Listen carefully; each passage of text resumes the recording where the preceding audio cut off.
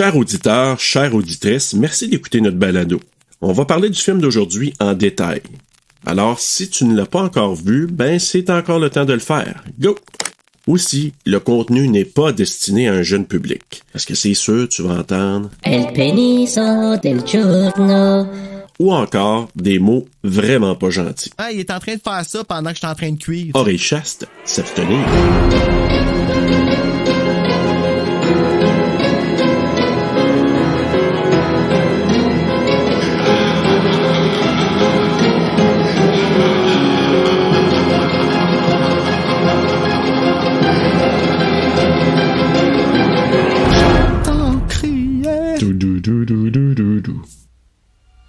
On dirait que c'est Friday the 13th qui commence. Ouais! Ah mon Dieu, c'est vrai! C'est vrai, hein? Tu sais que la musique puis le logo de Paramount. Hey, ça, là... Trouves-tu qu'elle ressemble à Amanda Kruger? If the future were in your Je trouve qu'elle ressemble à René Simon. Mais l'oiseau! would you change it? Elle me fait tellement pleurer, cette chanson. Touch je this sais. man's hand, and you are in the grip of the dead zone. I've had another episode. Only the imagination of author Stephen King could take you there. Hey, ça peut-tu faire ça, pauvre poisson? Ouais. With a power that alters the future lives of those you love, You want to kill your own son? I want you out of here. Arrête de pointer du doigt. or of those you fear. Il est pas malade. Ouais, hein? Il est en amour comme fou qui se ferme dedans. Exact. I mean, nobody. Hey, Is it a Brooke power for Adams, good là, or for evil? tu en parlais du chat mort qu'elle a sur la tête, si bol. J'ai pas trouvé Bless ça you with si this pire. gift. You should use it. Bless me. You're a devil. Sent from me. Who are you? Who sent you? I'm scared, sir. Tu sais, ça glisse bien, hein? Ouais, c'est comme dans Pet Cemetery. Sauf que moi, j'aurais pu l'éviter de 2 km à l'avant. Mais bon. La steering t'a pris. Ouais. Don't you see how clear it all is? Not only can you see the future, I can change it. En tout cas, lui, 5 ans dans le coma, ses cheveux, ça a comme changé de texture. Ouais, vraiment. I was there. I saw him. On dirait Giallo. Scanning a screen and you'll go down in history with me. I saw his face. I stood there. I did nothing. Ah, c'est chou. Oh! Oh! La balle qui est passée à travers du haut de Dead Zone. Oh! Stephen King, The Dead Zone.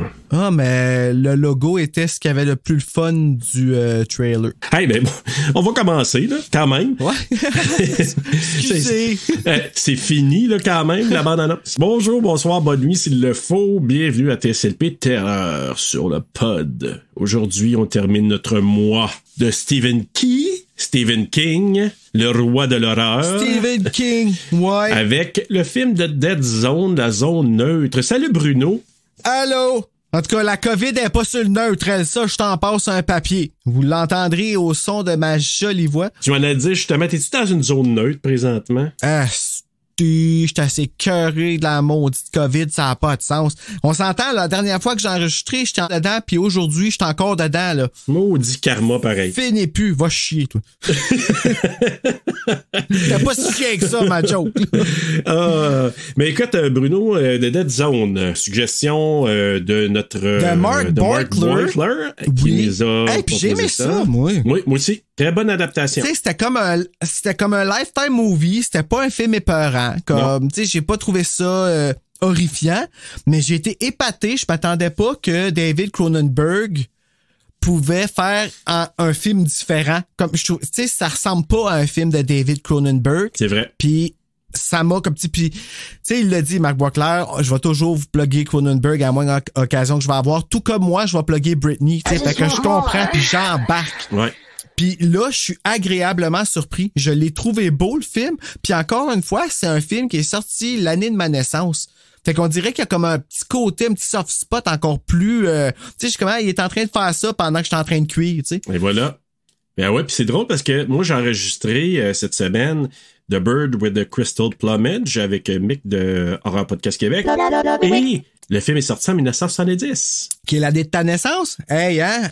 C'est bon de me dire comme toi, on a de la suite des idées. Oui, vraiment. C'est comme si on avait préparé ça. Pis c'est pas le cas, cher auditeur, pas en tout. Non, c'est pas le cas. On se l'est pas dit. Pas assez non. vite pour ça, si j'ai la COVID. Ben, c'est ça. Puis même en temps normal, tu sais. Ouais. Donc, Non, je t'aime, Bruno. Non, mais tu sais, pourquoi ne pas fesser sur quelqu'un qui est à terre? Go! On m'a toujours dit que c'était plus facile. Il bouge moins. Ouais, c'est... T'aurais dû jouer dans Occupation Double. Oh! Oh! Je sais pas c'est quoi qui s'est passé. J'ai juste entendu Occupation Double puis Intimidation. Ça a l'air qu'il y a eu quelque chose. Moi aussi. Puis j'ai vu l'entrevue de Julie Snyder à Tout le monde en parle. C'est tout ce que j'ai vu. Oui, elle va-tu bien, Julie? Ouais. Ouais. OK. Ouais. Ça va bien. Tant qu'elle va bien. Moi, je suis correct. Elle s'est bien défendue, mais... Pourquoi qu'il a fallu qu'elle se défende? Ben, c'est son émission. Ça, c'est elle quand même qui est la productrice, je me semble. Là. Puis, ouais, ben là, c'est pas elle qui a intimidé le monde. En tout cas, on en va pas là-dedans. On n'est pas là pour elle, puis on n'est pas là pour l'intimidation. Je veux juste pas que le monde fesse sur Julie Snyder. Elle est fine, Julie. Bon, ben voilà. Continue. Bon. Ben écoute, The Dead Zone, moi aussi, j'ai trouvé ça intéressant, puis j'ai trouvé que... Moi, mon gros coup de cœur, là, je vous le dis en avance, là, mais moi, Christopher Walken, je l'ai trouvé tellement bon là-dedans. Là. Ça faisait pièce de théâtre. Je trouve encore une fois, tu sais, de la manière que c'est seté, les maisons, tu sais, les portes, c'est tous les murs faits en bois, tu sais, c'est beau. Ah oui, c'est beau, mais c'était fait dans des maisons un peu partout. Tu sais que ça a été tourné en Ontario. Ben, regarde, tu vois, non, je ne savais pas parce que c'est, tu sais, c'est canadien parce que c'est David Cronenberg, mais je savais pas si c'était tourné ici parce que c'est marqué tourné aux États-Unis. Ben, en fait, c'est un film américain, mais ça a été tourné au Canada. Ça a été tourné à Niagara-on-the-Lake, puis à plein de petites villes autour de Niagara, Orono, en tout cas, plein d'autres places. Niagara, c'est pas aux États-Unis, ça? Ben, il y a une partie aux États-Unis, tu sais, il y a les chutes Niagara. Ben, si tu traverses, il y a le côté des États-Unis, mais sinon, c'est au côté, du côté du Canada. Ouais, je suis allé, c'est à Québec, moi, fait que... Ben, tu vois, moi, j'ai pas voyagé. Je suis là pour t'aider dans la géographie, Bruno. Une chance, oui, parce que j'ai pas passé mes cours, non. Les villes qui ont pris, c'est vraiment, ils trouvaient que ça substituait beaucoup ce qui est censé être à Castle Rock, évidemment, là, c'est qui est la ville mythique des romans de Stephen King. Puis finalement, c'est ça, c'est au Canada. Même le gazebo qui ça se passe, on va en parler tantôt. Oui, là. C'est beau, ça. C'est beau, c'est vraiment beau. Puis ça a été tourné là, puis ils l'ont même gardé, ce gazebo-là. Parce qu'habituellement... Je parle de qu'est-ce que la femme se fait faire, là, pas du gazebo. Non, c'est pas... Maudit c'est assez beau, là. C'est un bel étranglement avec des ciseaux. Avec un beau soutien-gorge déchiré. Hey, on peut-tu parler du trouble qui s'est donné pour s'enlever la vie? Excuse, Trigger, je dis ça de même, là, mais what the fuck? Ouais, ben, je suis d'accord avec toi, là. C'est toute une mise en scène, ouais. OK, c'est tout. Ben, moi, j'ai regardé ça, j'étais comme, ben, voyons donc. Mais, tu sais, c'est pas un film, par exemple, sur lequel je me suis penché pour prendre plein de notes. Tu sais, comme, j'ai arrêté à moitié du film de prendre des notes, juste parce que, au même titre que Fille de Caleb, j'aimais ça regarder, genre, le paysage, puis je voulais pas rien manquer. Ben non, je sais. Tu sais, ce qui se passait, c'était pas ce qu'il y avait de plus intéressant. Quand ça devient politique, à un moment donné, tu me perds. Mais c'est beau, par exemple. Tu sais, comme c'était tellement beau que c'était intéressant. Puis la deuxième fois, c'était encore motivant à regarder. Ouais, c'était... Honnêtement, c'est parfait qu'on le fasse présentement. Moi, je trouve que c'est un film qui a tellement un vibe, il y a tellement une ambiance automne, ce film-là. Automne tourne début vers d'hiver, l'hiver. exactement. Ouais, transition, ça, là. Transition, exactement. Exact. Oui, non, c'est vrai, il tombe à point. Oui. Mais sais-tu qu'est-ce qui tombe à point aussi, Serge? C'est quoi, Bruno? Ça, c'était naturel. Nos Patreonneux qui on doit nommer parce qu'on est dans le dernier mois du mois. En tout cas, on a compris. Au dernier jour du mois, dernier podcast du mois. Merci de m'aider à nommer les choses. Mon cerveau fonctionne pas très bien. Mais moi, j'ai plein de voyelles pour toi aujourd'hui. Fait que, partez le reggae, let's go! OK, là, cette semaine, on n'a pas été fin. On a joué à Donne le grand-chose suivant. Puis là, on a tout pogné la COVID. Fait qu'on va le faire demain. La muerte c'est fatigué. Quel paradis, elle m'a réduit, moi je l'ai cloué. C'est le temps de la moitié fouettée. Fouettée.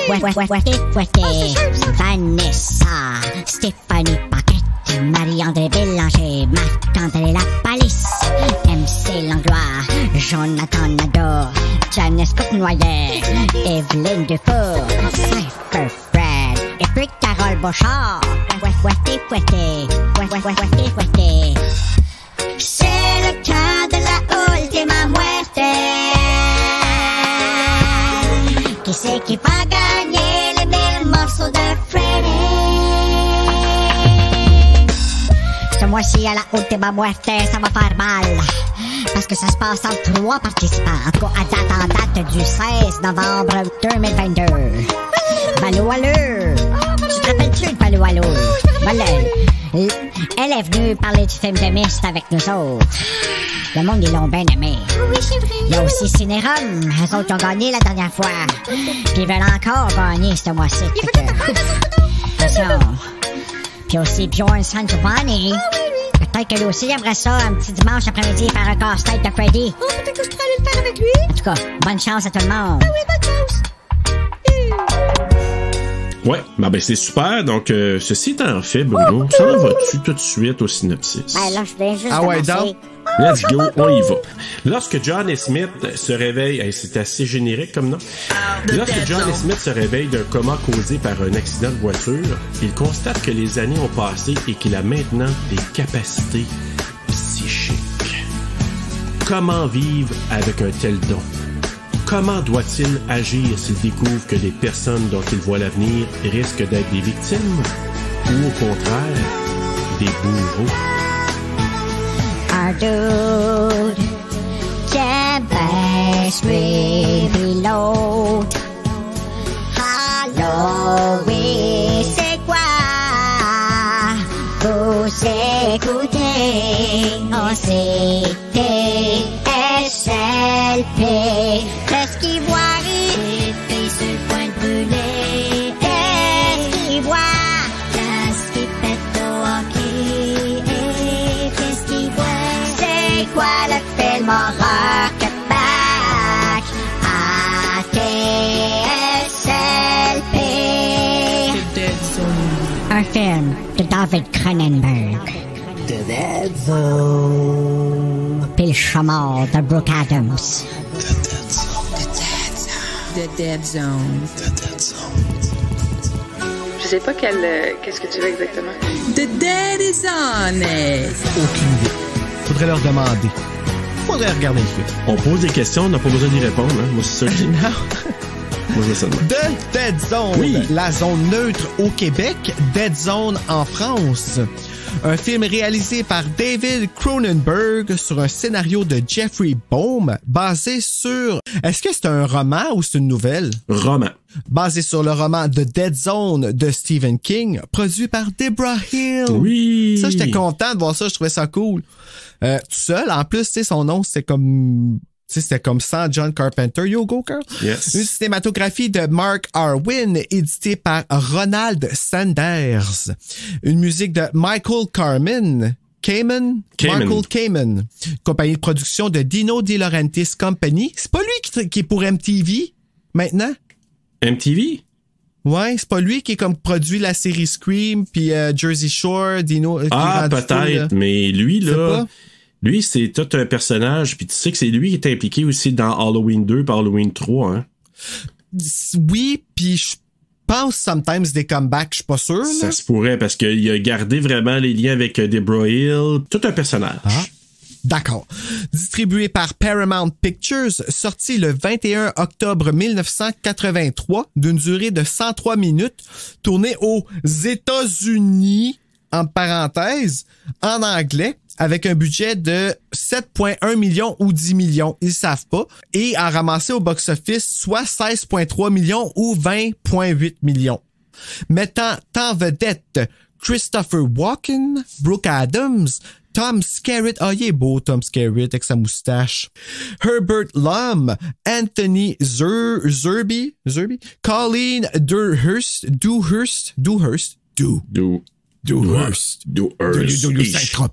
et Martin Sheen. Martin Sheen qui a fait 262 films, man. C'est une machine. C'est huge! De son vrai nom, Martin Estevez. Ben oui, c'est le frère d'Emilio. Non, c'est son papa. Hein? Ben oui, c'est son papa. C'est son père. Il a joué dans Grace and Frankie puis il faisait un homosexuel. Ah bon? Ouais. Comment a-t-il osé? Je sais pas, mais il devrait avoir honte. Mais c'est le papa d'Emilio Estevez et le papa de Charlie Sheen. Voilà. Charlie Sheen, c'est ça. Voilà. Ah, c'est vrai, c'est des frères. Et de René Estevez, puis de l'autre Estevez qui a pris les photos dans la campagne là, pendant qu'il se fait tirer à la fin. Hein? Celui qui prend les photos, le petit jeune là, qui se sauve, là.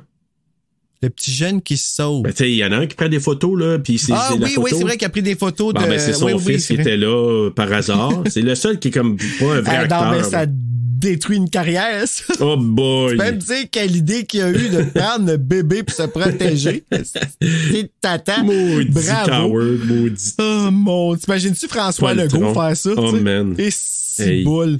Ouais, ben c'est ça. On a une belle brochette. Puis c'était le fun que Cronenberg ait quand même accès à tous ces acteurs-là.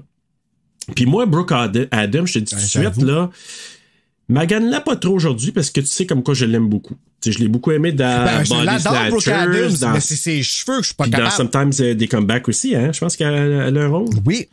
Donc, bon, Seigneur, on revient beaucoup là-dessus aujourd'hui. Oui.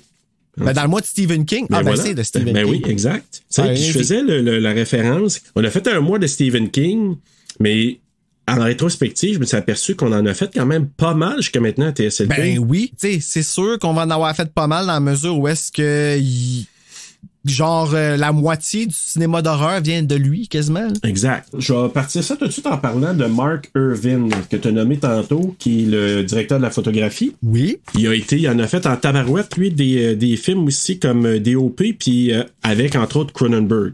Il a fait avec Cronenberg Fast Company, The Brood, Scanners, Videodrome, Dead Zone et The Fly. Il faut que je regarde The Fly. Je veux tellement voir The Fly, là. Ah, vraiment. Puis on pourrait le faire à TSLP à un moment donné. Ce serait cool. Ouais. Et il a fait aussi The Blob en 1988, Fright Night 2. Oh! Wes Craven New Nightmare. C'est lui qui a fait qui était DOP. Ah, ouais. Et c'était lui le DOP aussi pour Scream. Scream! Ben oui, c'est Mark Irvin. Ben oui, Wes Craven qui était le réalisateur, puis Mark Irvin le DOP. Ben là, ça doit être la même pour le 2 puis le 3. Je suis pas sûr qu'elle a fait les autres, par exemple. En tout cas, faudrait aller voir. On va savoir le mois prochain. Ben voilà, exactement. Puis juste à dire que Mark Irvin, il a toute une carrière, puis j'ai écouté sa track, sa piste audio, là, ses commentaires audio sur le Blu-ray. Avec Mark Irvin. Lequel que t'as, toi? Celui de Collector's Edition de Scream Factory. Ah, oui, je sais, je me suis fait shamer par Marc Boisclair parce que c'est pas lui que j'avais. Ah. Mais celui que j'ai, il n'y a rien dessus. Ah oui, hein? C'est comme, ça m'a coûté... Ah, OK, parce que t'en as plusieurs. 8 piastres pour... mais, tu sais, je veux dire, les autres, ils ont plein d'affaires, c'est les DVD comme tels, mais en tout cas... Non, mais je suis pas mal content, je trouve que ça vaut la peine, comme petit coffret... Ben oui. Donc, écoute, on débute le film avec notre cher Christopher Walken qui fait le personnage de Johnny Smith, qui est un professeur à Castle Rock là, dans l'État du Maine. Castle Rock qui était une ville fictive quand même, ça n'existe pas. Là. Il devrait la construire, cette ville-là, par exemple. Ouais, il devrait à quelque part juste changer une ville de nom puis l'appeler Castle Rock. Ben, t'imagines-tu le monde qui reste là-bas? Hein? Maniwaki, appelle ça Castle Rock. Ben oui, à Maniwaki, Gatineau. Tu veux fusionner la ville de Gatineau, Castle Rock. C'est ça. Château Rocaillou. Donc... Pourquoi Rocaillou? Je sais pas. C'est un prof, puis il enseigne, puis c'est tellement drôle parce qu'au départ, quand il enseigne, il parle du roman de... Comment ça s'appelle? Sleepy Hollow. Ah, c'est un roman, ça? Ben oui, ça part d'un roman, mais ils ont fait un film. Puis le plus drôle, c'est que éventuellement... Quand ils ont fait le film Sleepy Hollow, ben Christopher Walken joue là-dedans. Pour vrai? My God! Ben, c'est lui qui fait le chevalier. Fait exprès? Non, je pense que c'est vraiment un add-on, mais c'est juste, c'est spécial, là. Je trouve que c'est particulier. Et là, on voit qu'il sort avec une de ses collègues qui est jouée par Brooke Adams. Donc, c'est Sarah. Et sa mère. Sarah Bracknell, là. Qui sort avec elle, donc... Je l'ai appelée Impatience, moi. Pourquoi? Ben, parce qu'elle l'a pas attendu. Elle était trop impatiente. Je sais pas, Bruno, faut pas... Ben, qu'est-ce que je sais pas? Je le sais, je l'ai vu, le film. Ben, elle l'a pas attendu. Non, mais c'est qu'elle s'est mariée avec quelqu'un d'autre. Puis, tu sais, je comprends.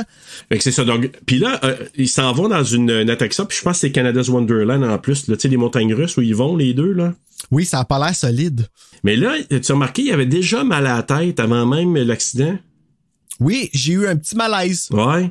Tu sais, c'était je regardais ça, puis j'étais comme, épélé. Ben, tu sais, je reviens là-dessus, là, j'ai la COVID en ce moment, fait que je regardais ces malaises, puis j'étais comme, oh, je m'imagine d'une montagne russe en ce moment, me sentant comme je me sens là. Oh non, tu veux pas ça, là. J'étais pas bien. Mais un petit peu d'empathie. Mais est-ce que tu t'es posé la question pourquoi qu'il avait déjà un problème à la tête, alors que même pas son accident encore? C'était quoi ton hypothèse? Ben, il a dû avoir un Shining. c'est drôle que tu dis ça. J'ai encore amené le même élément, puis ça m'a fait penser, je te dis tout de suite, là, dans le résumé du mois pour Horreur Québec, là, c'est sûr je vais parler du Shining. Ben, il y a son univers pis tout ça, pis tu sais, Stephen King, il a comme parti quelque chose avant que ça commence, tu sais, là, comme Conjuring Universe, le trône de fer dans le monde du trône de fer, tu sais, exact. Tout ça a lieu comme, on n'avait jamais vraiment remarqué que Stephen King avait fait ça comme way back when, puis c'était comme déjà installé des choses comme ça, c'était cool. Le problème de son mal de tête, c'est que il avait tourné une scène, pis ça vient du roman d'ailleurs, que quand il était jeune, Johnny, il jouait au hockey, puis à un moment donné, il s'est cogné, puis s'est fait vraiment là, un problème cogné à la tête. Puis il y avait déjà une prémonition à ce moment-là. Imagine, même avant l'accident, là.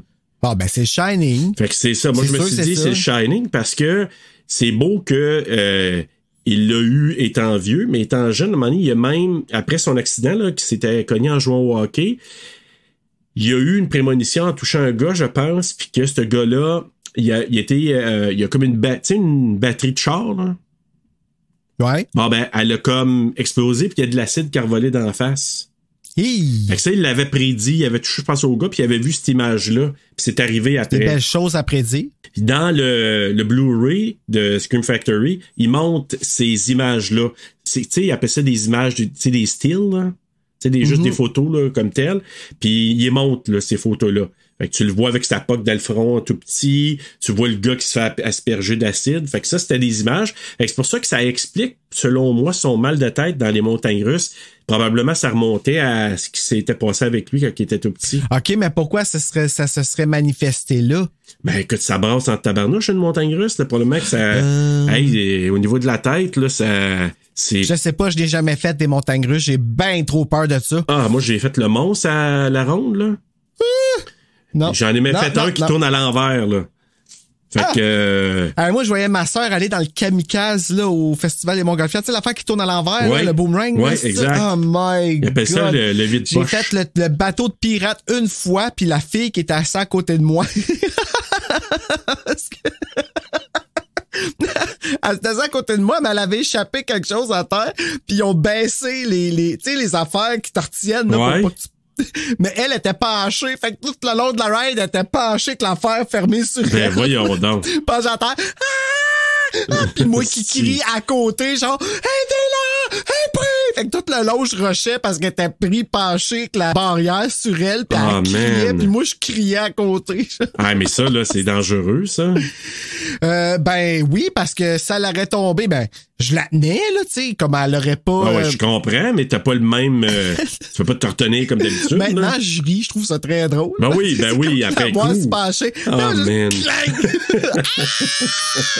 Alors, les deux qui crient comme deux folles. Hey, non, moi, je l'ai fait. J'ai plus jamais refait des manèges de même de toute ma vie. Ouais. Plus jamais. Moi, je peux comprendre que mal à la tête s'il y avait déjà eu des antécédents, parce qu'avec les montagnes russes, c'est rough, là. C'est vraiment rough. Fait que bref, ils s'en vont faire ça. Il a mal à la tête.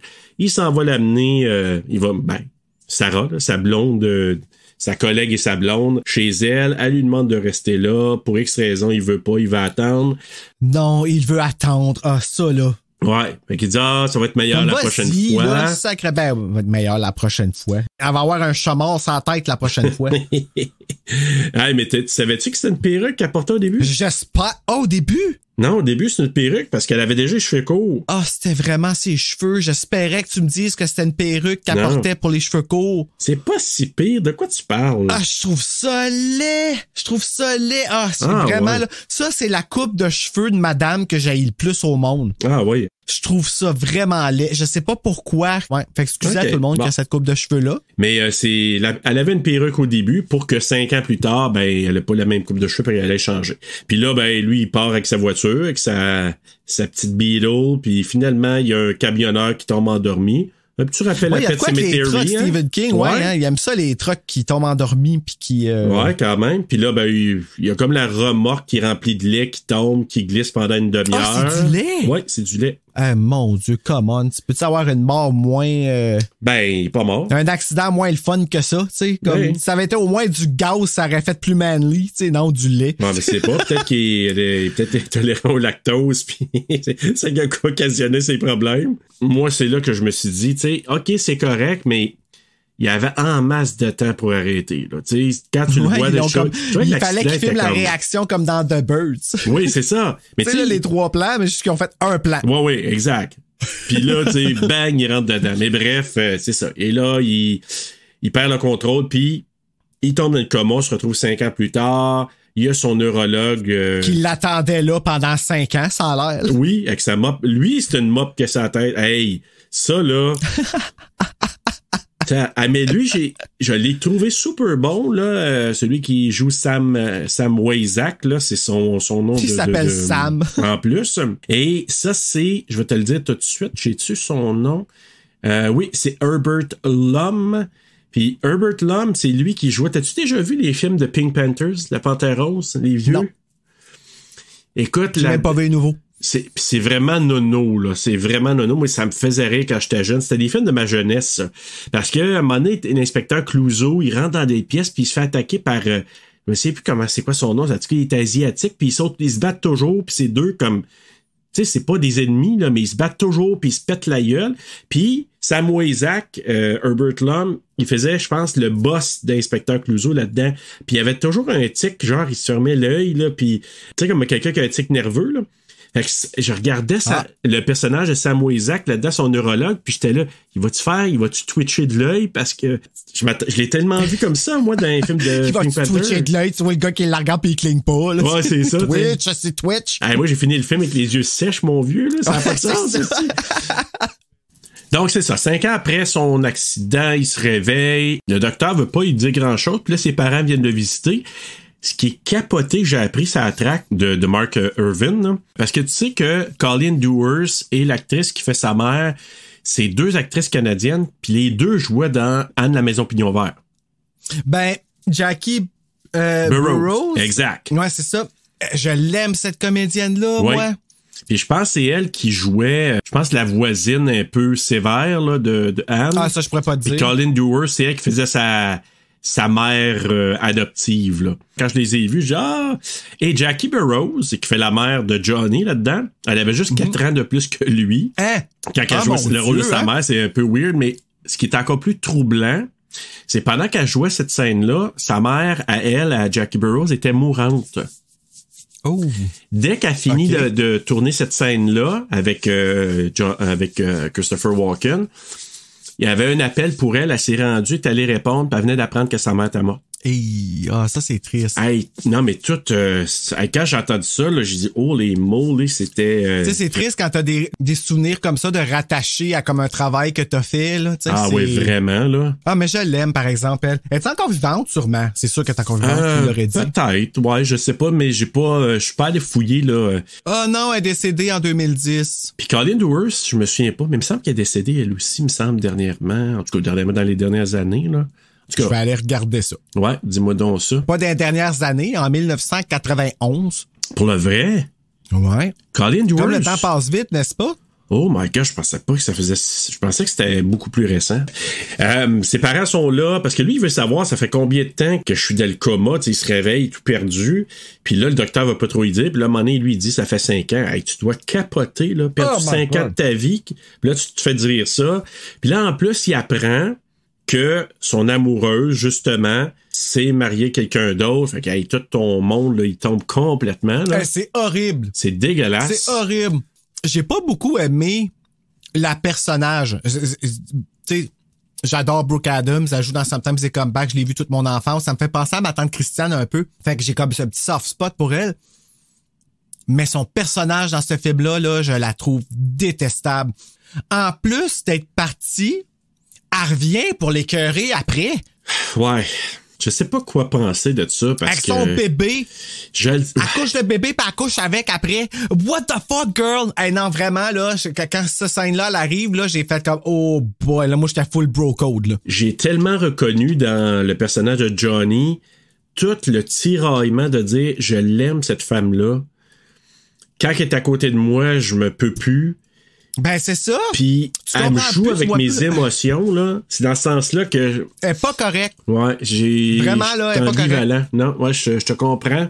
Je sais pas, comme, tu sais, j'y en veux pas tant que ça, mais j'y en veux en même temps. Puis je trouve que ce qui est encore pire, c'est quand ils sont ensemble dans la cuisine, comme une famille, le père qui dit « Ah, c'est le fun de vous avoir ici, on dirait une famille. » Puis, tu sais, ça crée une belle atmosphère. Puis là, ben elle... Avec le bébé. Avec le bébé en plus. Puis là, elle s'en va. Puis là, en s'en allant, elle dit, c'était comme one-shot deal, on refait plus ça. Oui, les journées comme ça arrivera plus. Hey, moi, là, ça a juste fait comme, tu sais, j'ai pas de kick sur Christopher Walken, mais je pense que j'aurais sorti avec lui le temps que j'ai remis un baume sur son cœur. Je trouvais qu'il se faisait assez pitié. Là. Ah, ben moi, c'est un film triste. Moi, pour lui, là, tu sais, il a beau avoir un don, mais c'est vraiment triste. Puis son don, tu sais, ils disent en anglais, tu sais, c'est-tu, is it a gift or a curse? Ça dépend de quel jour. Si t'as la COVID, ça va être un curse. Oui. Parce que tout est négatif quand t'as la COVID. Au complet. Donc là, lui, il débute une rééducation, il apprend à marcher. Donc, il était quand même 5 ans, là, pas juste un coma, mais tu sais, il n'a pas bougé. Fait que il réapprend à marcher. Avant tout ça, dans son lit, à un moment donné, quand il reçoit des soins, quand il touche à la main, ça, j'avoue que cette partie-là, tu fais un petit saut, là. C'était hot, il y a même le feu sur lui. Oui. Tu sais, comme il a chaud, puis t'es comme, il y a chaud parce qu'il fait de la fièvre. Puis en même temps, je trouvais ça beau, la scène de l'infirmière qui rentre, puis tu sais, comme, elle voit qu'il est tout trempe, mais qu'il dort, puis malgré tout, tu sais, peut pas le sentir, mais elle va le rafraîchir. Ah, j'ai trouvé ça beau, c'est un beau geste, puis à cause de ça, il y a comme, je pense que justement, c'est à cause de ce geste-là qu'il a eu la vision pour qu'elle aille sauver sa fille, tu sais. Ben, non, c'est pas à cause du, je pense pas que c'est le geste, c'est quand il a pris la main. Ah, man, hey, ça. Hey. Tu souris avec un peu. Ta barouette, elle a été épouvantée. Tu sais, comme tu fais le saut, tu penses qu'il dort, puis tu sautes le poing de la main. Elle est arrivée direct au moment où est-ce qu'il sortait sa fille, en plus. Je le sais. Hey, mais tu savais-tu, donc justement, c'est parce que là, il y a une vision, comme quoi il voit sa fille, puis dans la même pièce, hey, cette scène-là, c'est super, là, c'est tellement bien fait, là. Tu sais, il regarde à côté, il voit comme s'il était dans la chambre de la fille de l'infirmière. Oui. Le feu est poigné partout. Puis là, il disait qu'il aurait aimé avoir la même petite fille que dans The Brood. Ben, il ressemble. Ah bon, j'ai pas eu le temps de voir. Ah non, écoute. Moi, j'étais juste comme, oh my God, ça brûle! Puis j'ai vu qu'il y avait du feu sur lui aussi. Puis, tu sais, j'étais comme le souci de ce détail-là, tu sais, que lui, il était dans la pièce en train de brûler comme... Exact. J'ai dû avoir peur, par exemple, là, sérieux. Mais je sais pas pourquoi ça m'a fait penser à... Je sais pas, j'ai eu des flashbacks de An American Werewolf in London. Oui, vraiment. Trouvais-tu? Ah, mon Dieu, vraiment, ben oui. Hey, c'est pas fait dans la même année? 2 ans après, ouais, 2 ans après. Mais, sais-tu comment ils ont tourné ça? Il était comme en dessous, il était comme rentré dans le lit, c'était pas lui, là, tu sais, le feu qui pogne sur lui. Probablement, c'est des props, là, mais lui, il était comme rentré dans le lit, puis on pense qu'il était tendu, mais le feu pogne après lui, mais il est pas vraiment là. Puis, pourquoi il était si mouillé, là, l'aspect très, très, on dirait plein de sueur? Mm-hmm. C'est que ils ont mis ils appellent ça, j'essaie de trouver le terme en français, mais ils appellent ça du fire retardant, là. C'est comme pour pas que le feu pogne dessus. Oui. OK. Mais ça donnait tellement 2 pierres d'un coup. Ah, ça donnait tellement un bel effet. J'ai dit comme faux, là. 2 pierres d'un coup. Une pierre 2 coups. Une pierre 2 coups. Ouais. Tu utilises une seule pierre puis t'atteins 2 oiseaux en même temps. OK, je vais essayer de retenir ça. Ouais, une pierre. Je dis jamais comme faux, j'ai jamais dit comme faux. Fais juste retenir une pierre. 2 coups. Et voilà. Une pierre. Une roche. Et voilà, une roche. Pow! T'en pognes 2. Fait que là, j'ai trouvé ça très efficace, cette scène-là. J'ai trouvé ça très bien. J'ai trouvé que c'était tourné de façon magnifique. Et là, finalement, elle, comme tu dis, arrive à la maison, sa fille est sauvée. Fait que là, tu sais, tu te dis, OK, première pièce du puzzle comme tel. Puis là, ben, à un moment donné... Moi, j'aurais aimé savoir comment que le feu a pogné de même, puis que c'est qu'elle faisait pris dans la chambre toute seule, puis... Ouais. Tu sais, ça, c'était pas expliqué, là, c'était un peu simple. Mais je pense que c'était accessoire. Je pense que c'était plus pour dire... Tu sais, c'était pour amener sa première prémonition. La raison... Ça peut être un problème électrique, whatever. Je pense que c'était important. Mais après ça, pendant ce temps-là, t'as quand même c'est comme si... Dans les journaux, ce qui s'est passé, ça s'est ébruité comme quoi que lui avait comme anticipé ça comme ça s'est répandu, tu sais, au niveau journalistique. Il y a aussi en parallèle ce qu'on n'a pas parlé encore, mais il y a un espèce de tueur, l'étrangleur de Castle Rock qui a tué quelques personnes, des femmes en attendant. Ça aurait dû être ça, tout le film. Ouais, ben, ouais. Je sais pas quoi en penser. Je trouvais c'est comme séparé en deux, le film. T'sais, après ça devient full politique. L'affaire du bouton rouge, que c'est ça? Il y a personne qui a accès à bouton... T'sais, bouton rouge, ils ont pas l'air de ça, là. Ben, on sait pas. Devenu science-fiction, tu sais. Ben, écoute, on en reparlera tantôt, mais pour l'instant, l'étrangleur de Castle Rock, ça tourne un peu, on en entend parler. Et là, t'as le journaliste qui vient couvrir, tu sais, une conférence de presse avec lui puis son médecin. Puis le journaliste... Ouais, l'incrédule, exactement. Mais quand il pogne la main puis qu'il voit... On n'a pas vu, hein, qu'est-ce qu'il voyait comme tel. Il a juste dit que il a donné des faits par rapport à sa sœur puis tout ça, là. Ben, j'étais pour dire si c'est vrai, mais finalement, c'est vrai, oui, il a donné des faits par rapport à sa sœur. Puis là, lui, il commence à capoter, mais il veut pas trop le dire. Fait que là, il sac son camp de là. Fait que finalement, dans la ville, son don se répand, tout le monde commence à savoir, tellement que c'est que sa sœur, la sœur du journaliste, s'est suicidée, mais lui, il l'a jamais vraiment su pourquoi. Puis c'est ça qu'il a dit, Johnny, au journaliste, qui l'a fait comme capoter un peu, là. Fait que là, lui, il s'en va. Ouais, ça... La deuxième vision... Non, en fait, ça, c'était comme la deuxième. La troisième vision, c'était avec Sam, son neuropsychologue. Ah oui, qui voit sa mère. Dans le cas de concentration. Sa mère a survécu, pis tout ça, ouais. Ah, ça, c'était pas cool, ça, cette scène-là. Ça me déchire. Des affaires de guerre, moi, là, c'est pas que je veux pas être conscient de ce qui s'est passé, rien, là. Mais, ça me fait peur, là. Ben, je pense que c'est là que quand il touche la main, il se rend compte justement, là, il voit tout ça, que quand Sam était jeune, sa mère, elle l'a donné pour qu'il puisse se sauver. Fait que lui s'est sauvé des camps de concentration là, dans la Deuxième Guerre mondiale. Puis là, ben... Quand elle a survécu, elle a jamais essayé de le retrouver? Ben, peut-être, mais ça avait, tu sais, lui, il a peut-être changé de nom, il a peut-être été... Mais bref, en tout cas, elle s'est refait une vie. Mais là, c'est là qu'apprend, Johnny lui dit que ben, t'as vécu, ta mère a survécu, puis elle s'appelle X. Fait que là, lui, il l'appelle, mais ça doit être encore là. Déchirant, t'appelles, puis tu parles avec ta mère, mais tu oses même pas y dire que t'es son fils, puis... Tu sais, ça doit être déchirant comme situation. Moi, en tout cas, quand je l'ai vu faire, j'étais là... À un certain point... Ouais, mais quoi que... Tu sais, c'est quand même heureux de la... Tu sais, c'est heureux pour la mère de retrouver son enfant après tout ça, puis de savoir qu'il a survécu, puis de lui, tu sais. Ouais, c'est ça, la raison. Doit être troublant, là. Mais pour lui, ça doit être un peu... Tu dois être déchiré. Est-ce que je lui dis, est-ce que je bouleverse sa vie rendu à ce moment-ci? Est-ce que moi, je veux satisfaire mon besoin de revoir ma mère? Moi, c'est sûr, à sa place, j'aurais dit, écoute, c'est moi, puis j'aurais voulu avoir, mais bon, lui a décidé de pas aller plus loin. Puis là, ben, c'est là que le shérif George Bannerman, joué par Tom Skerritt, qui est là. Shérif Bannerman qui revient dans plusieurs des films de Stephen King aussi, hein? Oui! Je pense que je jouais dans... Mais c'est pas lui, là. C'est pas Tom Skerritt qui le fait, mais c'est le même personnage, là, qui revient. Ah, ouais, pour vrai? C'est le même personnage? Ben oui, c'est le shérif Bannerman qui revient dans... Je savais pas. Ouais. J'ai pas écouté encore, je l'ai juste enregistré. Ouais, fait que, mais c'est joué par un autre acteur. Puis là, ben, c'est ça, vu que l'étrangleur de Castle Rock qui fait des ravages, là, qui tue des femmes dans cette petite localité-là, ben, lui, George Bannerman, qui a entendu parler du don, s'est dit, on va essayer quelque chose avec Johnny pour lui demander, ben, viens nous aider pour ça. Puis là, c'est là que j'ai trouvé Christopher Walken encore super bon. Tu sais, l'autre, il dit, tu sais, son père, il essaie de lui dire, parce que là, il reste avec son père aussi, là.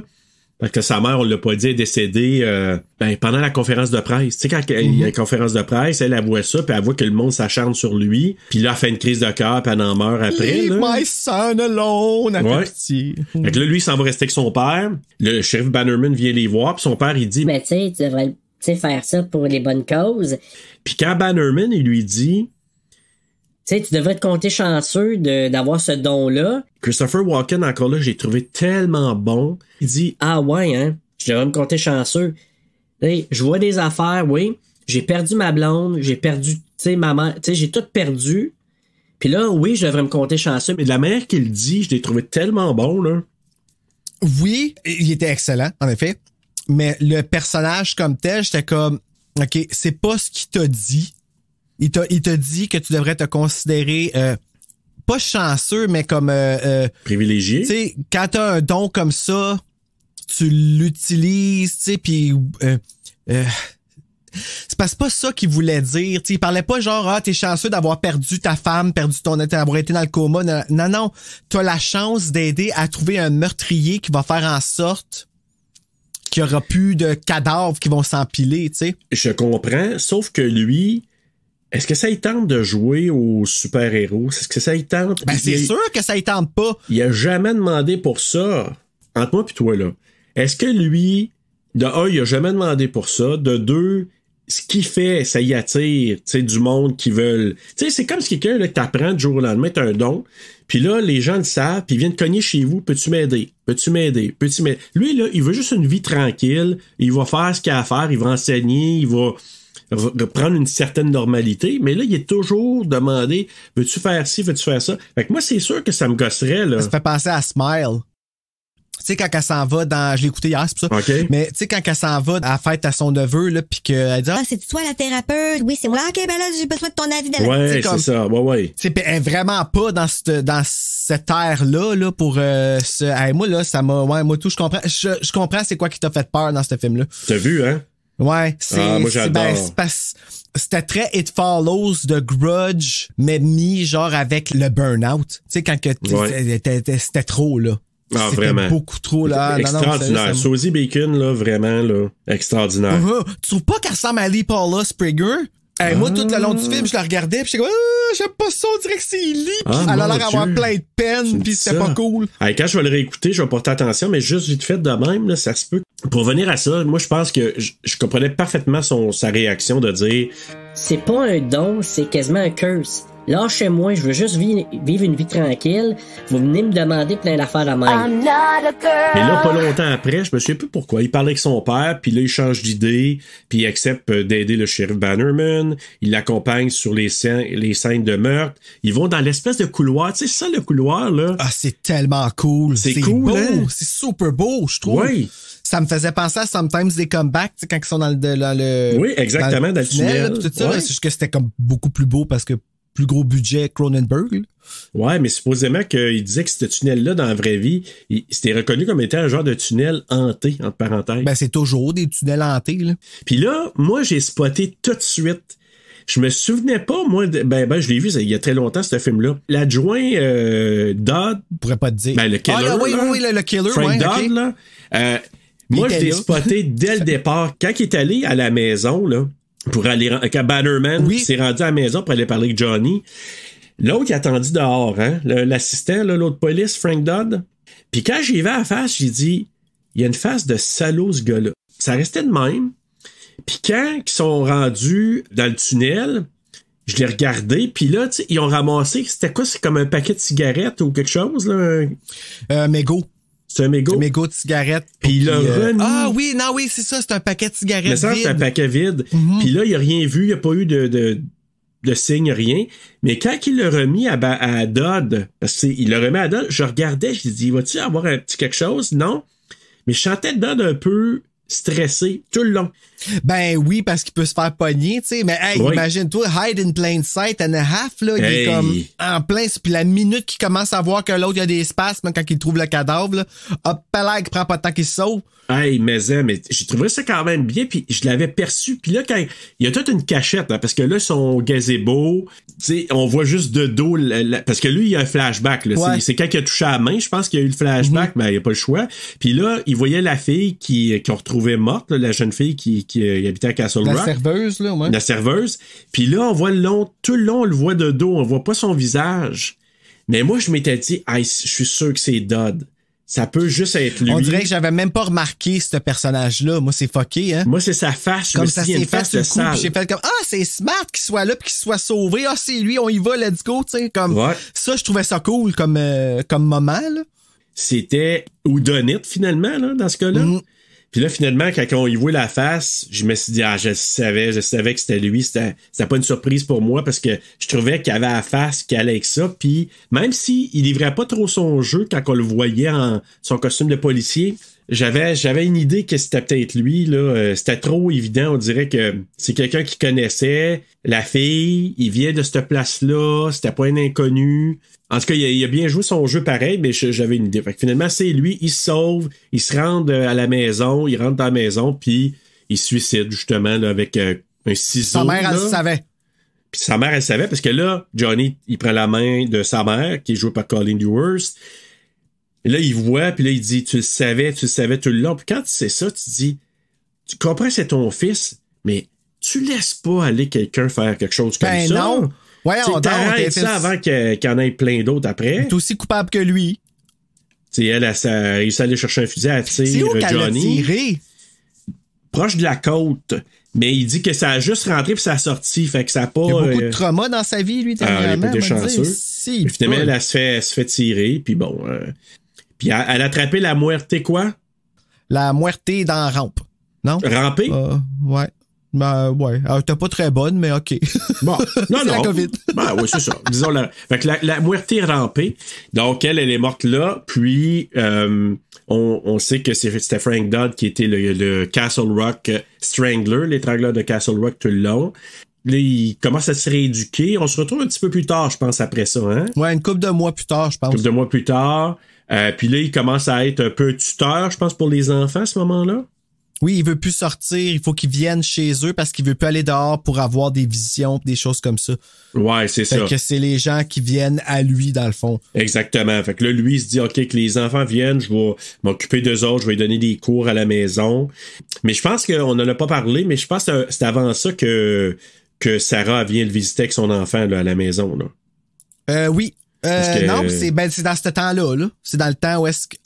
Non, je pense que c'est un peu avant ça quand il est avec son père, parce que quand il est avec son père, il s'en va, tu sais, voir le gazebo, il se ramasse à la maison de Frank Dodd pour l'arrêter, finalement, lui se tue, il tire elle, puis on se retrouve plus tard. Puis là, lui, il habite tout seul, parce que Sam Wayzak, son psychologue, il s'en va le voir, puis il dit « Ah, comment tu vas, Johnny? » Puis « Bof, popé. » Puis là, je pense que... Il habite pas avec son père, je pensais qu'il habitait avec son père, moi, encore, à ce moment-là. Je suis pas sûr, juste que son père était pas là, tu sais, il est probablement parti jouer au crib ou quelque chose. Ouais, mais non, il a changé de ville. Tu te souviens pas, il dit... Ouais, je me suis éloigné parce que je voulais pas être avec... Il est plus à la même place. C'est vrai qu'il l'a dit à Sam, il dit « Non, je me suis éloigné parce que je voulais plus être là. » Ah oui, il déménage, puis en avant de chez eux, ils sont en train de faire une pancarte de l'autre, là. Ouais, du politicien, moi. Oui, c'est vrai, c'est avant ça, parce que c'est là que la petite... le monsieur, il vient le voir là, pour qu'il tutelle son fils. Là. Avant ça, Sarah est venue à la maison avec son fils pour le présenter à Johnny. Ils couchent le fils, ils couchent ensemble. Johnny puis Sarah, elle s'en va, crève-cœur. Puis là, ben lui, il est comme... Il passe à d'autres choses, mais il est vraiment... Comment on pourrait dire ça? Désillusionné, tu sais, parce pas que là... correct. Tu sais, il a beau avoir trouvé c'était qui le killer, mais tout ça, mais là, après ça, lui est complètement défait. Puis c'est là qu'il déménage. Il devient tuteur. Il rencontre des enfants chez lui pour y donner des cours. Puis c'est là, justement, t'as l'espèce de monsieur très riche qui vient le voir pour lui dire « Hey, j'aimerais ça que tu rencontres mon gars, mais tu vas venir chez nous. » Non, tu comprends pas. Il faut qu'il vienne ici. Non, je vais te... Tu sais, quitte à me te payer plus, tu viens chez nous. Super comme, tu sais, j'ai de l'argent, je peux tout te faire. Ouais. Tout le monde peut t'acheter, puis toi aussi. Ouais. Fait que là, il l'amène chez eux. Ouais, il envoie une limousine, je pense. C'est ça qu'il fait. Il avait besoin d'avoir du Britney Spears dans cette limousine-là, m'a dit. Peut-être qu'il y en avait. Puis savais-tu que celui qui faisait Frank Dodd, c'est Nicholas Campbell, il jouait dans The Brood. C'est lui qui faisait l'assistant là, du docteur. Tu sais, il y a comme un assistant qui est là. Ah oui, sa petite bitch, là. Ouais, sa bitch. Puis Nicolas Campbell, c'était lui que Cronenberg voulait pour jouer le rôle principal qui a été joué par Christopher Walken.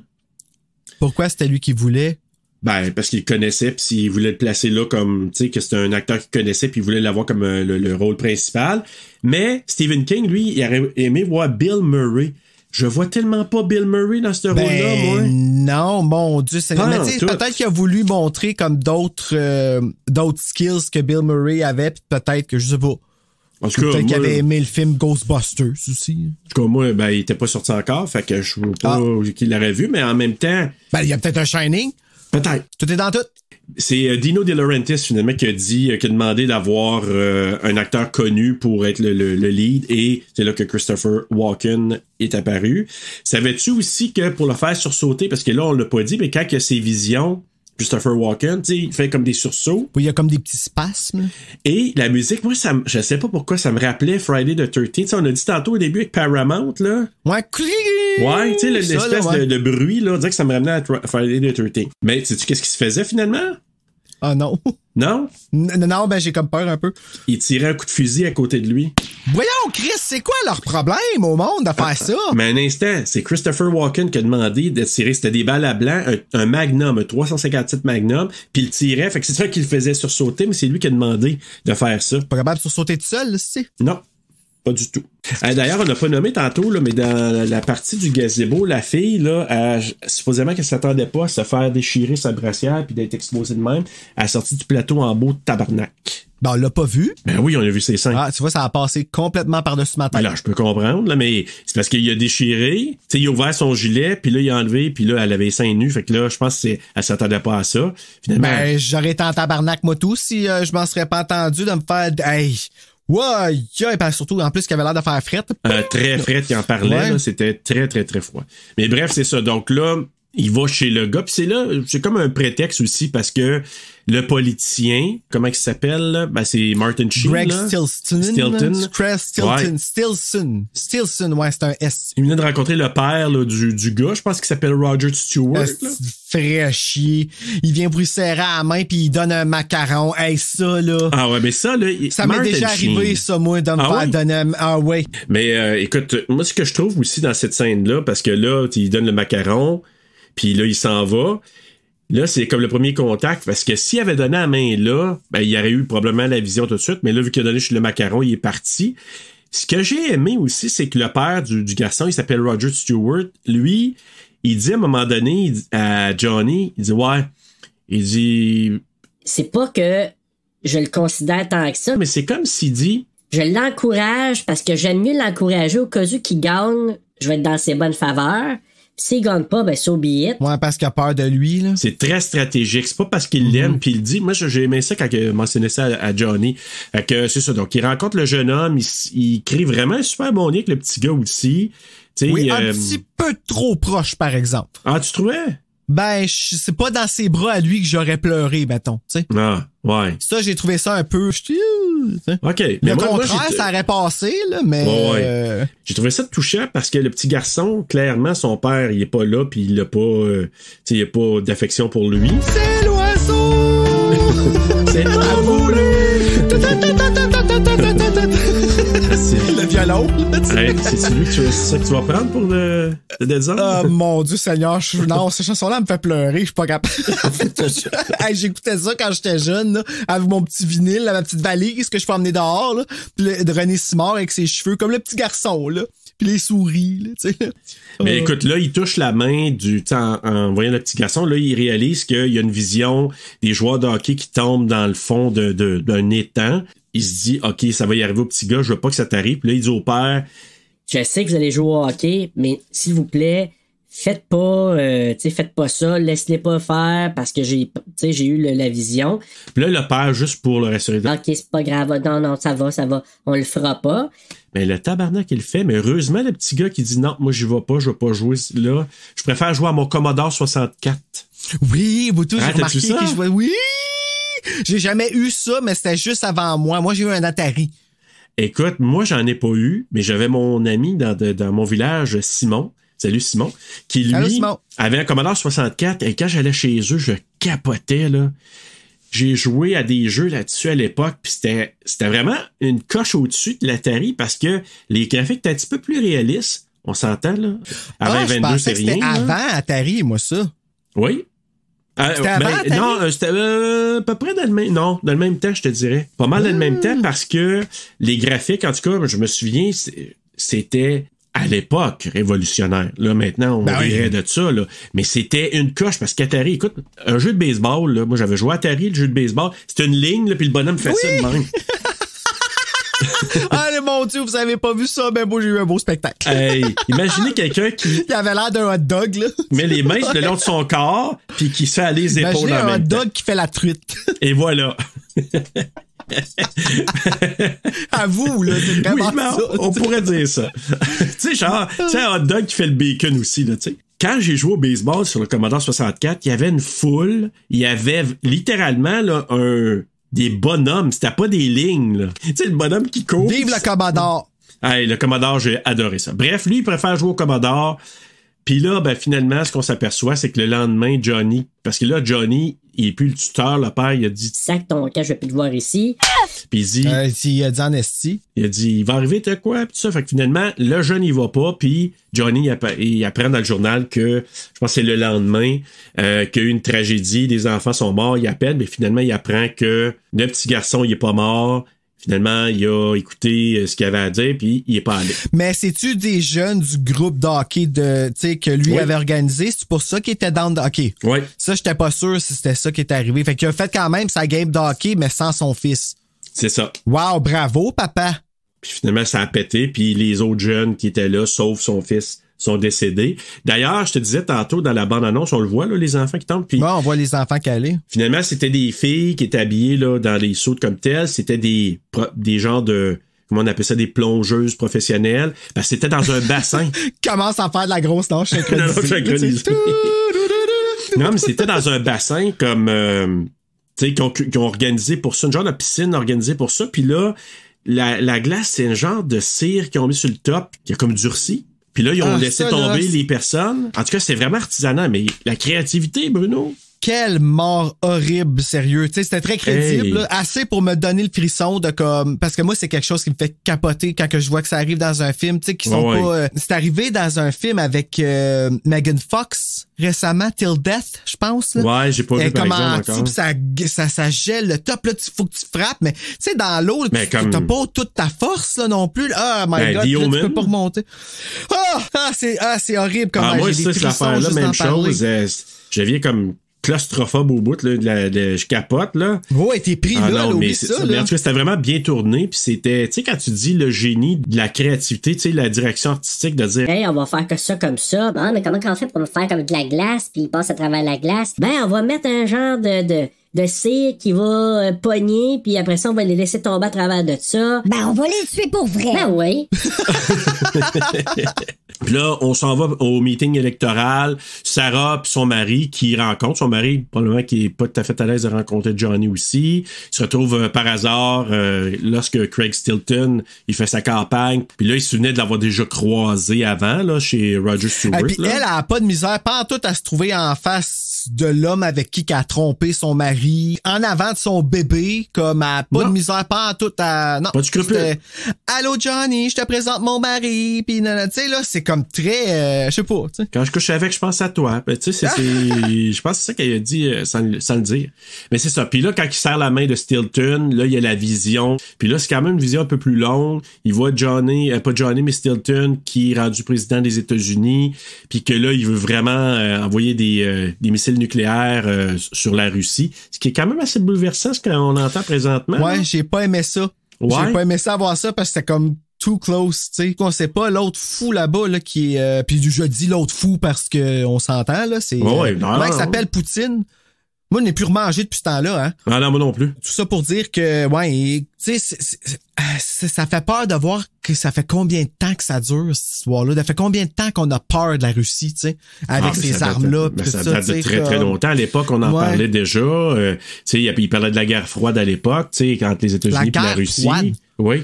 C'est quoi une guerre froide? Ben, c'était les conflits qu'il y avait entre la Russie puis les États-Unis à l'époque. Ben, l'URSS, parce que c'était l'Union soviétique avant que ça tombe, là. Mais c'est pour ça que là, on voit le chef, le général de l'armée qui est obligé de mettre sa main puis que le président aussi pour parce déclencher. Faut qu'il soit deux pour ça, là. Faut qu'il soit... oh mon Dieu Seigneur. Puis il veut pas, là. Non. Puis on le voit, là, Stilton, c'est un croche, parce que, tu sais, à un moment donné, il s'en va voir quelqu'un, puis il menace, je pense que c'est un journaliste, je sais pas trop, puis il menace, là, tu sais, il s'en va avec son henchman un peu, là, puis il menace. C'est un homme blanc hétéronormatif, vraiment fait sur mesure, là. Ouais, mais en même temps... Un douchebag, là. Mais là, finalement, dans sa vision, l'autre était pour déclencher vraiment une guerre nucléaire, là, comme telle. Ça va pas provoquer ceux qui ont... Mais c'est là, moi j'ai trouvé ça intéressant parce que là, il est sûr que ça va arriver si lui devient président. Puis là, il se pose la question. OK, qu'est-ce que je devrais faire? Si je peux empêcher ça, serais-tu mieux de l'éliminer? C'est là qu'il va voir Sam, puis il jase avec Sam en lui disant... Sam, Tu sais, t'étais dans les camps de concentration. Si toi, là, t'avais pu savoir que Hitler il aurait fait ça, qu'est-ce que t'aurais fait? Tu sais, au départ, il veut pas trop répondre, Sam, il est hésitant. Ben, c'est parce que c'est dur à répondre une question comme ça, là, quand il y pense, parce que lui, là, Johnny, là, la vision qu'il a eue, il sait qu'elle va arriver. Parce que toutes les autres choses qui sont arrivées, qui ont fait sentir ça, bref, quand Cronenberg tirait avec le gun, c'est toujours arrivé. Fait qu'il sait que ça va arriver. Tu sais, il sait que le gars va peser sur le piton rouge. Fait que là, maintenant, reste à savoir, est-ce que là, la mort, le meurtre est correct? Oui, OK. Tu sais, moi, je trouve ça super intelligent comme questionnement dans un film. C'est juste le fait que ce soit basé sur de la politique qui m'ont un petit peu perdu, là. Mais qu'est-ce que tu fais? Tu sais, je la pose, la question. Qu'est-ce que tu fais? Ben, c'est parce que c'est dur à dire. C'est sûr que là, la question a été posée souvent. Si t'avais su qu'Hitler ferait ça, tu l'aurais-tu tué? Ben là, lui, Sam, il répond, je l'aurais tué, l'enfant de pute. C'est clair, là, comme... Tu sais, quand il se décide à répondre, il dit ouvertement... C'est sûr que je l'aurais fait. Fait que là, OK, parfait. Puis c'est ça, je pense, c'est le trigger que Johnny se dit, OK... Ben, la confirmation qu'il a besoin de savoir... Que je devrais faire ça aussi. Ben, tu sais, c'est comme si, dans le fond, il était censé mourir quand il y a eu l'accident d'auto, mais que finalement, il y avait un purpose, puis le destin l'a gardé vivant pour empêcher ça d'arriver, tu sais. Mais il y a encore une grosse différence entre le roman puis le film. Parce que dans le roman, il y a une tumeur au cerveau qui va l'amener à mourir. Tu comprends? C'est quand même une méchante différence, là. Ah ben là, tu réfléchis pas. Puis la fameuse dead zone, là, c'est différent aussi. Parce que dans cette conversation-là, il parle de la dead zone, justement. Dans le roman, la zone neutre, c'est la zone qui a été allumée ou réveillée avec le traumatisme qu'il y a eu. Qui a donné ce pouvoir-là? Qui avait déjà, mais probablement que ça a été réveillé parce qu'il l'avait pas eu probablement depuis longtemps. Il l'a eu jeune, puis après ça, il l'a plus eu, puis là, à un moment donné... Il l'a eu dans Montagne Russe? Non, mais là, c'est juste un mal de tête là, qu'il a eu. Mais ça veut pas dire qu'il y a eu Shining, là. Il a eu mal à la tête. Ah, je pensais qu'il y avait eu... Non, il n'y a pas eu de prémonition. Il a juste eu mal à la tête. Puis j'ai l'impression que là, quand il y a eu l'accident, c'est ça, dans sa zone neutre, le dead zone, ça a été réallumé par ça, par le traumatisme. Ça lui a donné son don, son pouvoir. C'est comme ça que je le vois, moi. Puis là, après ça, Sam, quand il jase avec, c'est plus le fait que quand il y a des prémonitions, il y a comme des zones un peu floues, puis qu'il réalise que le futur peut être changé. Oui. Ben oui, c'est pour ça qu'il a les visions. Exact. Fait que là, lui, s'il intervient, s'il dit, ça peut être changé. Puis on le voit dans les 3 cas, là. Dans les 3... Ouais, des 3 cas. Le cas avec l'infirmière au début. Avec le petit gars. Puis troisième avec le politicien. Ouais. Mais c'est ça qui se rend compte, c'est qu'il peut changer les choses. Donc, le futur peut être changé. C'est pas juste j'ai une vision de ce qui va arriver, puis ça va arriver. C'est que je peux le changer. C'est un peu ça la nuance dans le film. C'est ça la dead zone. C'est la possibilité qu'il y ait un changement du destin. Là, ça a un effet papillon, par exemple. Faut faire attention. Exactement. Tout à fait. Là, il est sûr. Il dit, OK, c'est sûr, je vais le tuer. Il s'arme d'un fusil. Il s'en va dans l'immeuble où Stilton doit faire un discours le lendemain. Il dort là, puis au début, il est réveillé par le meeting. Puis là, ce qu'on voit, c'est que Sarah est là et accompagne sur le stage Stilton. Fait qu'elle est vraiment impliquée beaucoup dans cette campagne-là. Elle a son fils. Ouais. Puis là, il est là, il dit, monte-les sur le stage. Comment, come on! Ouais. Tu sais, il fallait que ça arrive, ça, là. Mais c'est toujours comme ça, tu sais. Les mamans, les enfants, ça paraît bien, ça attire la sympathie. Fait que c'est pour ça qu'il a fait ça, le maudit enfant. Ça défend bien aussi. Exact, oui, ça, oui. À un moment donné, lui, il se décide, il était en haut, là, dans la balustrade, là, dans le genre de... Ouais, c'est ça, là, comment on appelle ça? Dans la mezzanine. Dans la mezzanine. Oui. Et là, ben, à la même place qu'ils sont dans I Know What You Did Last Summer quand ils regardent Ellen au début. C'est vrai, t'as raison. Tu peux me dire quelle idée qu'il y a eu de prendre ce gros fusil-là pour aller faire ça? Ben, il était censé d'avoir un bon visu, mais finalement, ce qui l'a dérangé, c'est Sarah qui a dit, c'est Johnny. Fait que là, il a regardé là, il a tiré, il a manqué. Puis quand il pogne l'enfant pour se cacher, hey! Fucker! Sérieux, là, man! Quand tu vois ça, pas le tronc, puis là, pendant ce temps-là, il y a plein de photos qui se prennent, donc... Ben bon! Puis là, il y a la commotion, tout le monde se sauve, le petit journaliste aussi, ou en tout cas, le petit photographe aussi s'en va.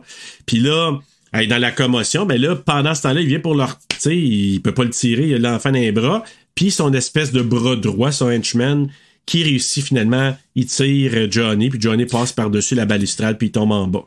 Puis lui, il est comme le bras droit, là. Il est-tu méchant ou il est pas méchant? Parce que dans Vision, il est pas fin, comme il fait tout ce qu'il veut, mais après ça, quand il regarde l'autre qui a pris le bébé, il la regarde pis il est comme, OK, way too far. Là, comme... Lui, il sait que c'est fini. C'est parce qu'il... Tu sais, tant que c'est undercover, ça dérange pas, il peut bien être avec l'autre, mais là, il sait que c'est foutu. Parce que là, le photographe s'est sauvé. Fait que s'il fait développer ces photos-là, lui, il sait que c'est foutu, là. Et là, justement, Sarah vient le voir. Je t'aime, Johnny, je t'aime. Oh, la chienne. Et le politicien aussi, Stilton, qui vient le voir, puis là, il prend la main, puis là, il y a la vision que finalement, on voit le journal alors qu'il est posé avec le petit gars, puis sa campagne est complètement foutue, et on le voit qu'il se suicide, donc il y a cette vision-là, fait que lui, il est content en disant « J'ai fait ma job ».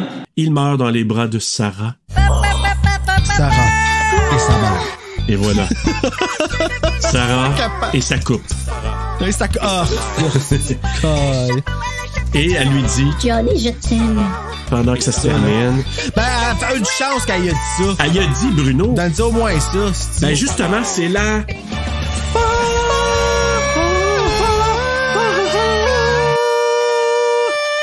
Hey, Bruno! Bruno? Oui. Hey, moi, je trouve, là, ça a été comme, ça finit un peu spécial, un peu comme raide un peu. Une autre affaire qui va être raide pour toi aujourd'hui, c'est le quiz! J'ai pas d'énergie. Ah, non. Mais on y va avec ce qu'on peut, hein, Bruno? Oui. Oui. Donc, justement, je vais t'excuser si t'es pas bon dans le quiz, t'as COVID. Ouais. Non. Tu mets ça, je vais te les avoir. Ouais. C'était le Shining. Ça va avoir réveillé mon dead zone, ouais, c'est ça. C'est le Shining qui s'est réveillé. Mais te rends-tu compte que 3 des 4 films, ce mois-ci, les gens avaient le Shining? Dans The Mist, Pet Sematary. Celui-là. Ouais, Children of the Corn, ils ont, la petite fille, oui, Shining. Ben oui. Les 4 films. Ben oui, c'est vrai. Non, The Mist, il y avait, non, 3. The Mist, il n'y a pas de Shining, là. Dans The Mist, il n'y a pas de Shining? Non, ben non. Qui aurait de Shining? Il n'y a pas de vision, il n'y a pas de prémonition. Ben raison. Ouais, c'est ça que je te dis, mais c'est 3 sur 4. Mais ça se passe à Castle Rock. Voilà, exactement. Ça se passe à Castle Rock? Bon, j'ai aucune idée. Puis ça se passe dans le Maine. Ah oui. Ouais, c'est ça. Et voilà. Écoute, connais-tu bien ton de Dead Zone? Peut-être, on verra, tu vas nous sortir des affaires extraordinaires. Question numéro 1. Dans le roman, Johnny aide Sarah à retrouver sa bague de mariage qui était perdue depuis sa lune de miel, avec son don. Dans quelle ville s'est-elle rendue pour sa lune de miel dans le roman? OK? Puis ensuite, elle est revenue de ça avec ses bagages. Sa bague était... Comme c'est là, dans Prémonition, il y a eu c'est dans tes bagages que tu as perdu ta bague. Dans le grenier, elle est retournée chercher sa valise, a retrouvé sa bague, fait qu'il l'a aidé. Mais dans le pour se rendre. Réponse, là? Non. OK, donc. Mais pour se rendre en lune de miel, elle est allée dans une ville. Laquelle? A. Toronto. B. Ottawa. C. Montréal. Ou D. Québec. Je vais dire Québec. La réponse est C. C'est Montréal. Fuck! Eh oui, t'es allé en lune de miel à Montréal, imagine-toi. Tu sais, pourquoi Montréal? Ces cheveux lettres-là étaient proches de moi, ici. Ouais, mais t'étais tout jeune, là. T'avais juste... J'étais même pas né, c'est correct. Ouais, t'étais même pas né. Comprends-tu? Question numéro 2. Le film s'est mérité quelques prix lors du festival d'Avoriaz de 84, festival qui maintenant s'appelle le Festival Gérardmer. Donc, il a gagné le prix de la critique, le prix du suspense et l'antenne d'or. Le prix du suspense est nommé selon un réalisateur bien connu. Lequel? A. Alfred Hitchcock. B. William Castle. D. Don Siegel. Ou D. Steven Spielberg. William Castle. La réponse A. Alfred Hitchcock. Tabarnak! Fait qu'il y a eu le prix du suspense Alfred Hitchcock au Festival d'Avoriaz. Fait que ça a bien fonctionné, le film, à ce moment-là. Finalement, Dead Zone, c'est resté dead. Pour moi, je parle? Oui. Jusqu'à date, oui. Ouais. Là, j'en ai 5 aujourd'hui. Je vais te donner une chance. Question numéro 3. Le roman de Dead Zone s'est rendu au premier rang du New York Times bestseller. Tu sais, la fameuse liste du New York Times. Là. Ils se rendent toutes là, mais OK. Exact. Mais là, il s'est rendu en première position. OK? Donc, est-ce que ce roman-là, là, de Dead Zone, c'était son premier roman à s'y rendre, son deuxième, son troisième ou son quatrième? Troisième. La réponse était son premier, Bruno. C'est pourquoi? Dead Zone, oui, même ses romans d'avant, Carrie, toute la patente, là, se sont pas rendus aussi loin. Donc, The Shining, ils n'ont pas été au premier rang du New York Times bestseller, mais c'était son premier d'une série de je sais pas trop combien après, mais voilà. Question numéro 4, on va parler un petit peu de Michael Kamen qui a fait la musique. T'as-tu aimé la musique qu'on n'a pas parlé? Elle m'a pas accroché plus que ça, fait que je figure que, tu sais, je dis pas qu'elle est pas bonne, mais tu sais, elle m'a pas saisi. OK. Donc, la musique du film a été écrite par Michael Kamen et enregistrée par The National Philharmonic Orchestra de Londres. On les salue. Dans un mythique studio popularisé par un groupe légendaire. Quel est le nom de ce groupe? A. Rolling Stone. B. Pink Floyd. C. Les Beatles. D. Genesis. B. Pink Floyd? Non, je reviens. C'est soit Rolling Stone. Genesis. La réponse, c'est les Beatles. Oui, ça a été... Les Beatles ont enregistré au Studio 2 du Abbey Road Studio, justement, leur album Abbey Road. Et, justement, c'est dans un des studios d'Abbey Road que Michael Kamen et le National Philharmonic Orchestra a composé la fameuse musique qu'on voit au début, là. J'en ai pas eu une! Tu sais, l'espèce de musique qu'on voit, on entend au début, là. Hey, je m'en rappelle même plus. Elle est pas mauvaise, mais en même temps, elle est pas si marquante. Je suis bien d'accord avec toi. Dernière question, là, faut que tu te reprennes, Bruno.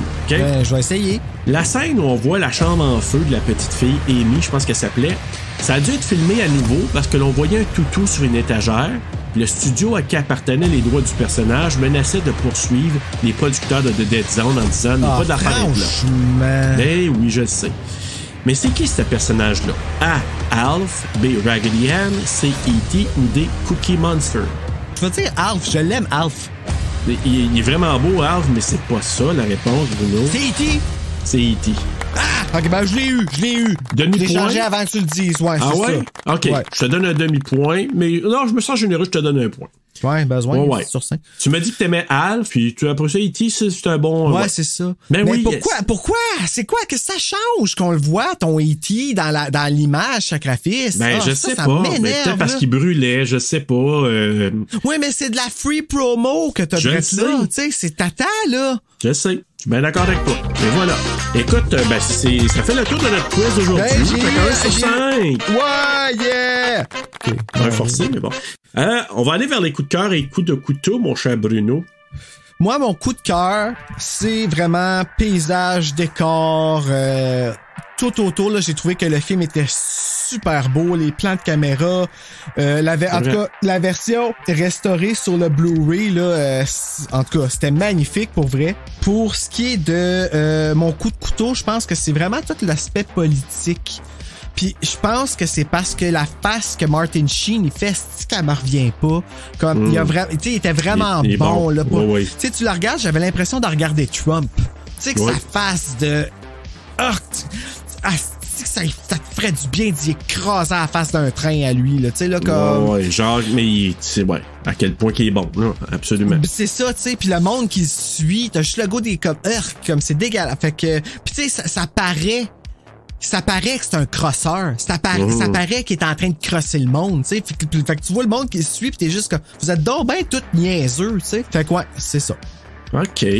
Moi, le coup de cœur, j'en ai parlé bien avant. Là, Christopher Walken, je trouve qu'il est incroyable là-dedans. Juste des petits signes. Avec ses yeux, il est capable de faire passer des émotions. Les acteurs de soutien aussi, je les ai trouvés super. Écoute, tu sais, t'as Martin Sheen là-dedans. T'as celui qui fait Sam. Brooke Adams, que moi j'adore. Anthony Zerbe, justement, là, celui qui fait le père du petit garçon. Tom Skerritt. Tu sais, c'est tous des acteurs qui étaient quand même... Jackie Burrows, Colin Dewar. Tu sais, t'as plein d'acteurs que Cronenberg a eu accès parce que là, il était dans un autre univers. Il était plus dans ses films canadiens. Tu comprends, là? Tu sais, même si c'était super était pris très au bon. Sérieux, là. Ouais, là, il était ailleurs. Il avait comme monté d'une coche. Ça lui a permis probablement après ça d'aller faire The Fly, là. Mais, tu sais, c'est une étape importante. Fait que moi, je trouve que ça l'a amené peut-être à Cronenberg une notoriété. C'est vraiment bien. Coup de couteau, j'ai de la misère à en trouver, Bruno. Parce que même si c'est pas un film parfait, j'essaie de me dire, tu sais, j'ai aimé les acteurs, l'histoire était quand même bonne, j'ai été quand même absorbé du début à la fin par ça, puis peut-être la seule affaire, je te dirais, la musique, est-ce que ça l'a servi vraiment tant que ça, le film? Les effets, je les ai trouvés bons. Tu sais, là, les effets de tu sais, quand il y a ces visions, c'est l'espèce de... Ben, la musique, la réponse, c'est oui, elle a servi, elle a juste pas rehaussé. Ouais, c'est peut-être mon coup de couteau, peut-être, de dire... La musique du début est pas pire, mais ce que je vais donner par exemple, puis pour aller peut-être dans un coup de cœur, au départ je te parlais du feeling d'automne ou de transition. Moi le début là, tu sais avec les photos, tu vois les photos puis le Dead Zone se forme là. Oui, pourquoi ils ont marqué le titre 2 fois d'ailleurs? Je sais pas, parce que c'est vrai il apparaît après hein. Oui, 2 fois. Ouais. J'étais juste comme ok, on l'avait pas déjà vu le titre. Il présente Dead Zone, puis après ça, tu vois les photos avec ça se forme tranquillement, puis là, ça fait Dead Zone. Il aurait pu juste faire ça. Oui. Oui, vraiment. Fait qu'on pourrait le mettre peut-être cet aspect-là dans le coup de couteau. On disait, il n'y a pas besoin de le faire 2 fois, mais... Oui, perte de temps de mettre le titre 2 fois. Exact. Mais sinon, je sais pas, il y a quelque chose de... Je sais pas, de pas macabre, mais tu vois les photos, ça fait comme maison un peu terne, ça fait... Il y a quelque chose qui se présente, puis là, tu vois le Dead Zone qui apparaît, c'est vraiment beau. Puis l'autre chose, peut-être aussi, l'espèce de... J'ai une nostalgie au niveau du coup de cœur, là, je pourrais le rajouter, au niveau du poster original. Oui, il est cool, le poster, le dessin. Original. Ouais, ça représente quoi, je sais pas, mais c'est cool. Mais une zone du cerveau, tu vois, c'est comme ça, le cerveau sur le top, puis c'est marqué zone Dead Zone. C'est comme le cerveau qui est là. C'est un cerveau? Oui, c'est... J'aurais pas su que c'était ça. Je le trouve cool, ce poster-là. Mais coup de couteau, ouais, peut-être la musique que je pourrais dire. Allons vers nos notes. Du côté de Rotten Tomatoes, ils ont donné 88%, Bruno. Oui. Mon Dieu Seigneur. IMDb, 7.2 sur 10. Letterboxd, 3.5 sur 5. Et les utilisateurs Google ont donné un 86%. Ouais, la monde l'aime, Cronenberg. Ouais, Bruno, ta note. Moi, j'y ai donné 3.4.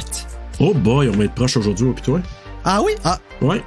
Ben c'est ça, j'ai donné 3.4 parce que j'ai été agréablement surpris. Ouais. J'ai trouvé ça le fun de la regarder. Je suis content de l'avoir vu. Je l'avais jamais vu. OK. Moi, j'ai donné un 3.5. Mon Dieu, j'avoue qu'on est proche. Avec la note, elle va être aux environs de ça, pour le moment un 3.4-ish, là. Ben, 3.5, parce que c'est 3.45, là. Ben, 3.5. Alors, c'est ça la moyenne aujourd'hui. Puis, moi, pourquoi la 3.5? C'est que, même chose que toi, c'est que je l'avais vu il y a très longtemps. Là, en regardant la version restaurée, moi aussi, j'ai trouvé les images, j'ai trouvé ça très beau. Ah oui, sérieux, il y a vraiment comme... Belle qualité, là. Cronenberg est vraiment capable de faire des belles choses, malgré les laideurs qu'il nous montre dans l'écran, là.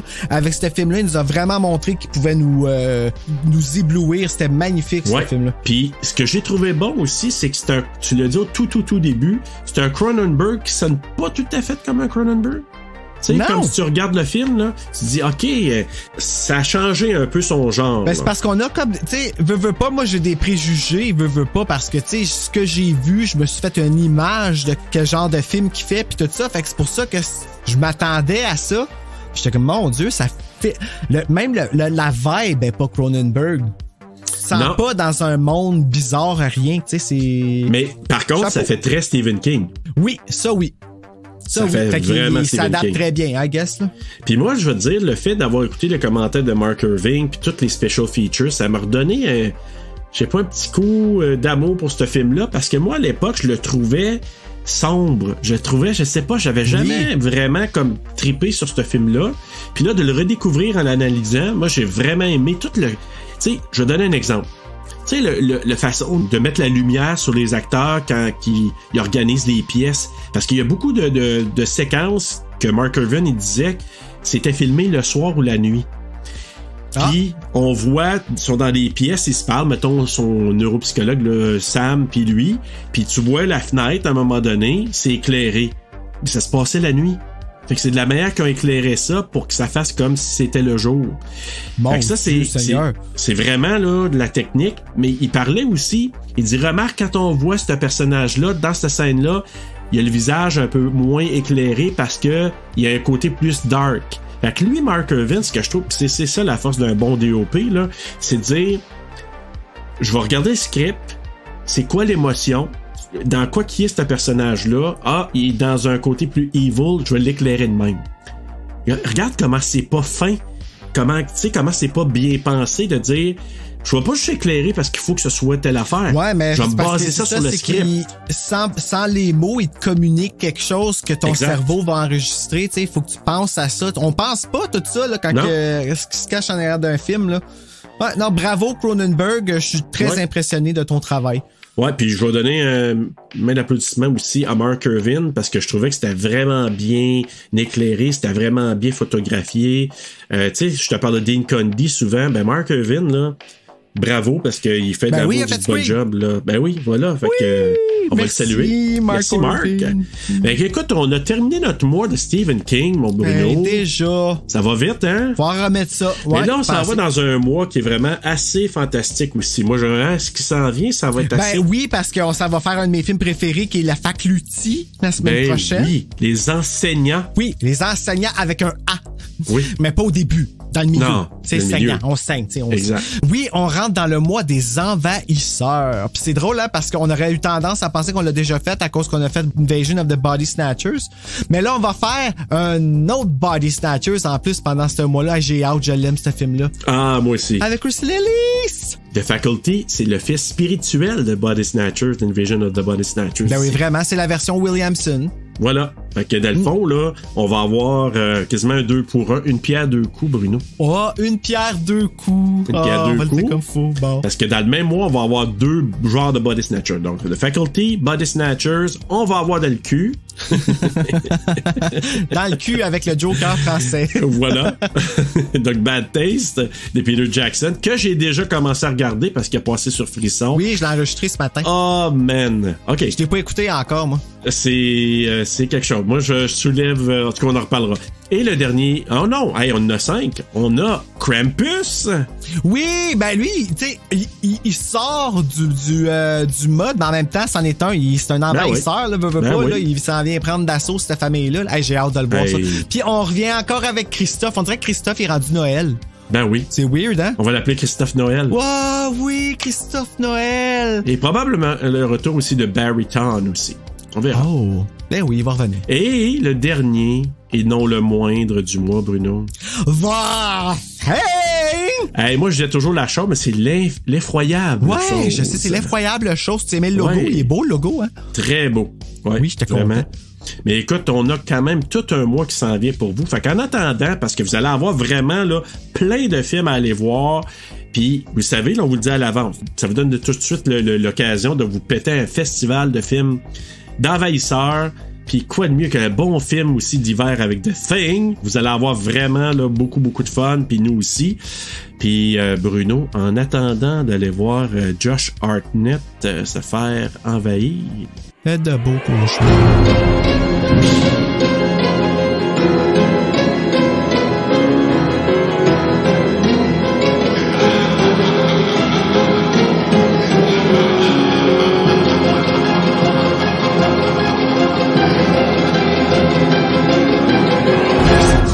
Je me rappelle plus. Je me rappelle.